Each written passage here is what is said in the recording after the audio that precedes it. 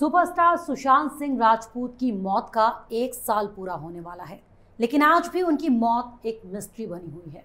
Capital TV ने बॉलीवुड की सबसे सनसनीखेज वारदात के अंदर की हर खबर आपको सबसे पहले दिखाई।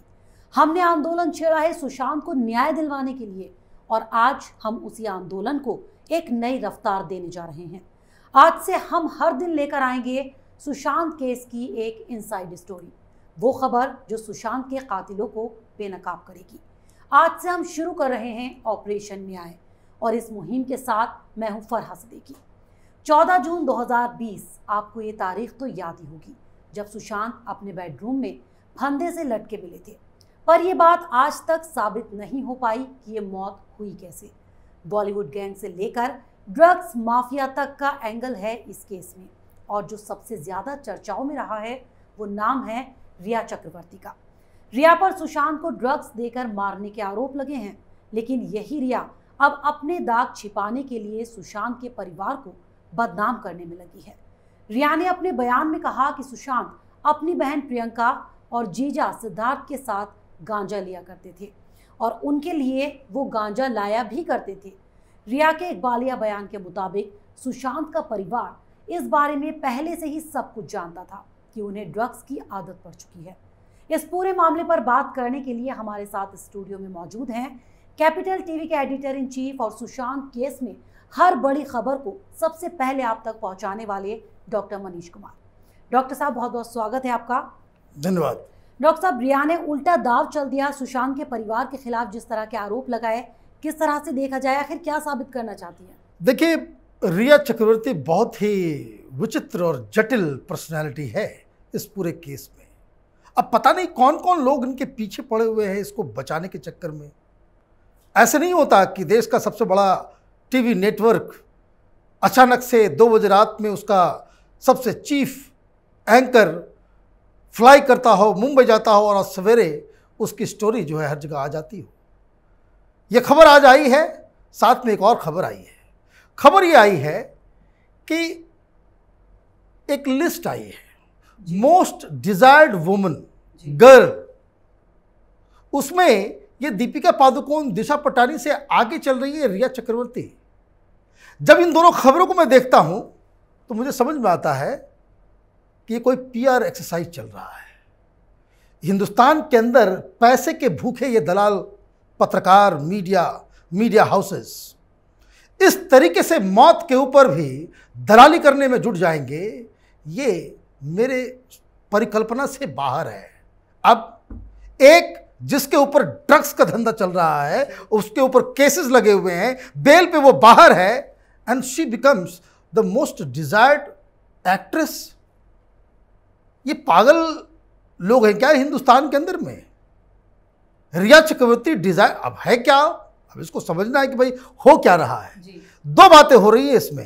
एक, कोई अमिताभ बच्चन की फिल्म के साथ कोई रोमी, जिसके साथ जो लास्ट बातचीत हुई थी, उसके साथ वो प्रचार प्रसार में उतरेंगे अमिताभ बच्चन के साथ। ये तो गई ही हैं, अमिताभ बच्चन भी जाएंगे। इन लोगों को ज़रा सा भी अंदाज़ा नहीं है, ये पीआर टेक्निक ज़्यादा काम करने वाला नहीं है। लेकिन स्टोरी क्या उठी है? स्टोरी वही पुरानी है।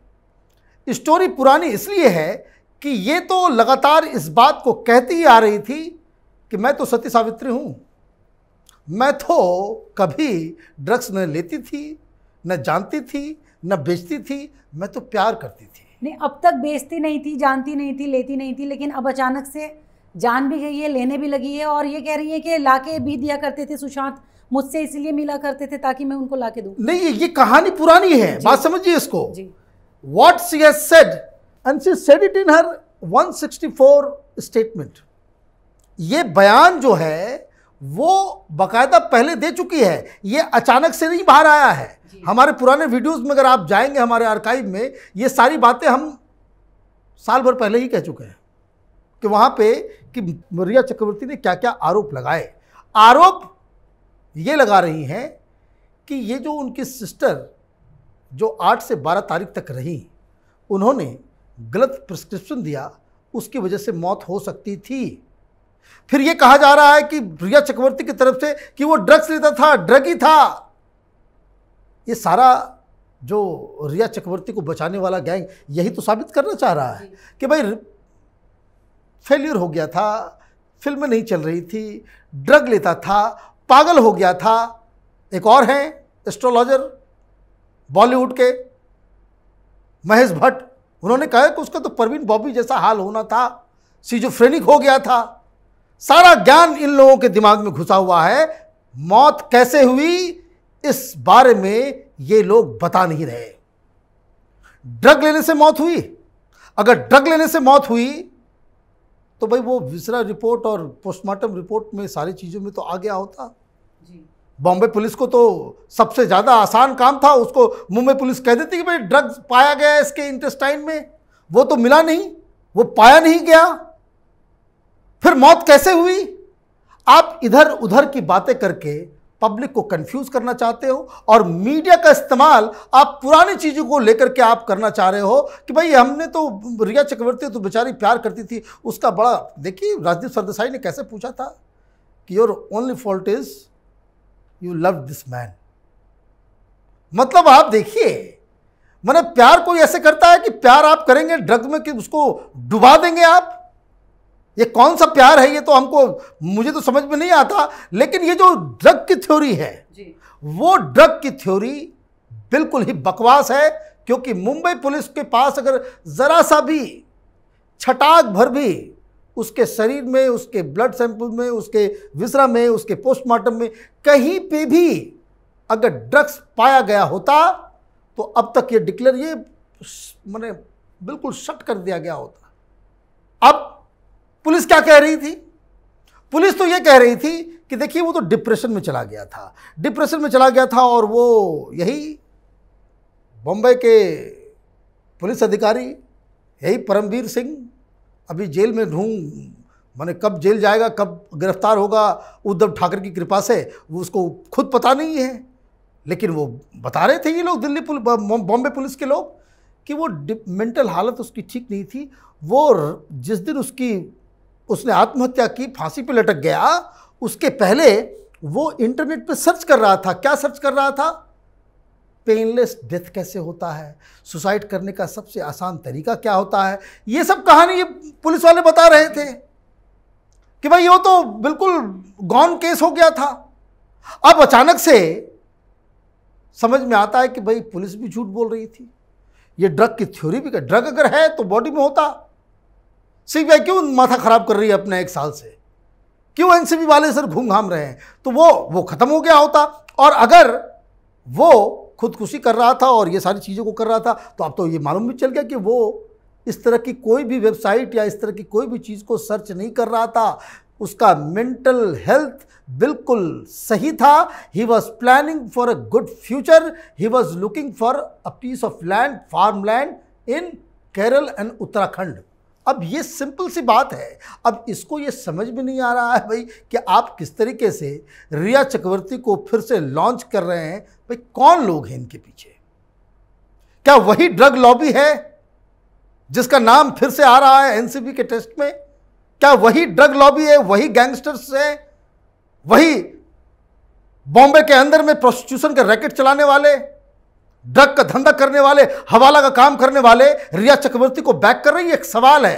डॉक्टर साहब क्या लगता है, सोची समझी बकायदा एक साजिश है ये? कितनी गहरी लगती है ये साजिश? देखिए ये साजिश ही है। मैं बार बार कह रहा हूं कि बॉलीवुड एक ऐसे दलदल में फंस चुका है जहां कोई कलाकार अपना जीवन नहीं जी सकता। आप ईमानदारी से बॉम्बे में काम नहीं कर सकते। Plain and simple. एक वहां पे बाकायदा एक कबाल बना हुआ है, एक गैंग ऑपरेट करता है जिसने फिल्म इंडस्ट्री की सारी चीजों के ऊपर अपनी मोनोपोली कर ली है। 10-15 प्रोडक्शन हाउसेस, बड़े बड़े एक्टर एक्ट्रेसेस का उसने सब चीज को अपने हाथ में ले लिया है। कोई ऑनेस्ट, टैलेंटेड, यंग कोई उसके अंदर जा नहीं सकता। और बहुत ज़्यादा अगर आप टैलेंटेड हैं, सक्सेसफुल भी हैं, अगर आप उसके साथ काम नहीं करते तो आपको उठा करके फेंक दिया। अभी 2-3 एक्टर के साथ हो रहा है। मैं तो फिल्मों के बारे में मैं ज़्यादा जानता नहीं। रणबीर कपूर के साथ यही हो रहा है। वो कार्तिक आर्यन के साथ क्या हो रहा है? आयुष्मान खुराना के साथ क्या हो रहा है? देखिए, बात बहुत ही सिंपल है। बॉलीवुड का मतलब यही है कि ये 55 और 60 साल के बुढ़े बुढ़े एक्टर, वही खान, वही अक्षय कुमार, ये सब 55 साल के ऊपर के हैं। इन बुड्ढों ने कैप्चर कर लिया है, किसी यंग टैलेंट को आने नहीं देते। जो लड़का अच्छा डांस करेगा, अच्छा डायलॉग करेगा, अच्छा फाइट करेगा, उसको उठा करके ये बाहर फेंक देंगे। आदर उनके पैर पे गिर जाओ, उनके साथ उनके हिसाब से काम करो, या फिर सुसाइड करने के लिए मजबूर कर देंगे। तो ये तो कोई छुपी हुई बात नहीं है। इस गिरोह में देखिए किस तरह, और ये सब लोग जुड़े हुए हैं एक दूसरे से, ये सारे लोग एक दूसरे के। अब ये रिया चक्रवर्ती, इसको कौन बैक कर रहा है, ये एक सवाल है जिसका जवाब मिलना जरूरी है।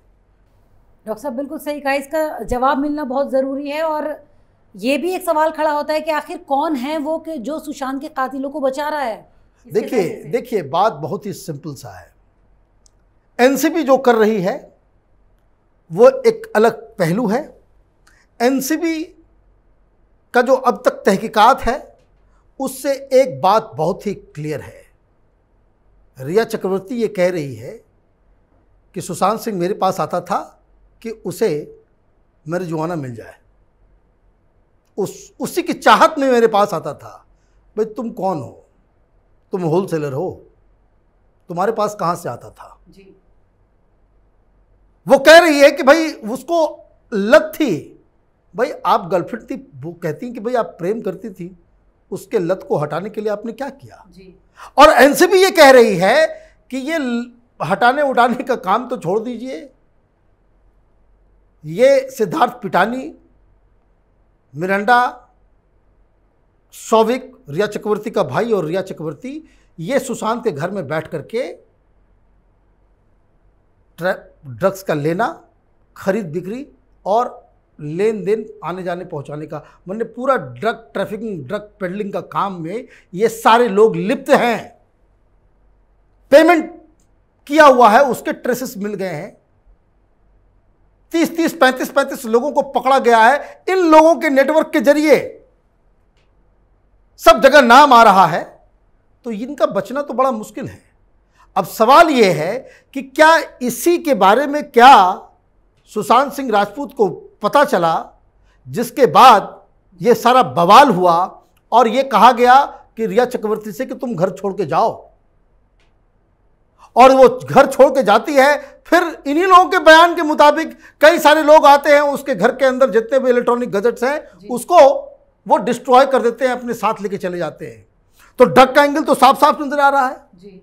दूसरा एंगल है जो सीबीआई जांच कर रही है कि भाई उसकी मौत कैसे हुई। क्या कुछ लोगों ने जोर जबरदस्ती करके उसको टांग दिया, या खुद उसने सुसाइड कर ली डर के मारे कि वो मुझे नहीं छोड़ेंगे, दिशा सालियान की जैसे मौत हुई है कि मुझे भी मार डालेंगे, क्योंकि इस तरह के बयान आ रहे थे कि उसको डर लग रहा था। उसके रिया चक्रवर्ती खुद इस तरह की बातें बता रही, वो सारे लोग ये बात, उसके बहुत सारे दोस्तों ने बताया कि इस तरह का फोन, वो डेस्परेट कॉल्स जो है वो कर रहा था कि वो लोग मुझे नहीं, ये वो लोग हैं कौन, यही तो पता करना है जी। और सीबीआई है जो बैठी हुई है, कुछ बता ही नहीं रही। एनसीबी का कुछ मूवमेंट आया है, मूवमेंट इसलिए आया है कि सीबीआई, एनसीबी अब जो है वो चार्जशीट तैयार कर चुकी है।